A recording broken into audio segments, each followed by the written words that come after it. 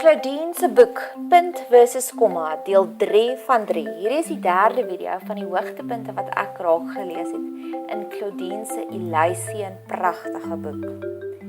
Sy laat haar vrou wees so rou en sonder enige maskers deursyfer deur die hele boek.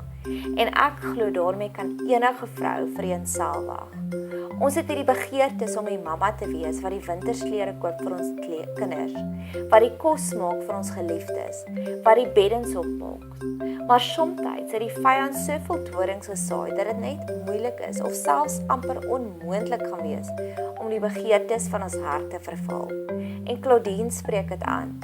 Ek het soveel kere in die boek gedink, "Sjoe, ek weet Sissakie, ek weet hoe jy voel en my dorings is baie kleiner as joune." Sy laat ons vrouens menslik voel. We are only human after all.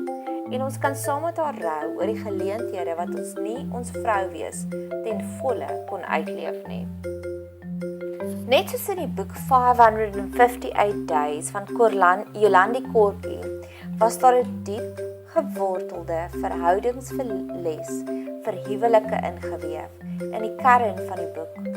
Dit is my asemrowend hoeveel eer Claudine vir haar man gee. Haar man wat haar bygestaan het deur dik en dun. Ek glo eintlik en ek hoop en ek wens en ek wonder, waar sal huwelike wees? Sal ons dalk die egskeidingsvlakke kan verlaag van 45% na 2%?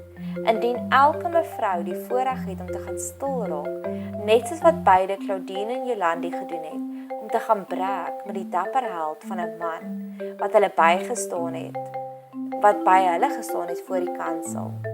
Mag ons almal se oë aangeraak word om net soos hierdie twee vrouens die beste raak te sien in die mense rondom ons. Ek eer jou, Claudine, jy het 'n meesterstuk geskryf. Mag God net meer en meer seën laat uitdaal op jou en jou familie en jou bediening. Kontak haar gerus indien jy die boek wil lees.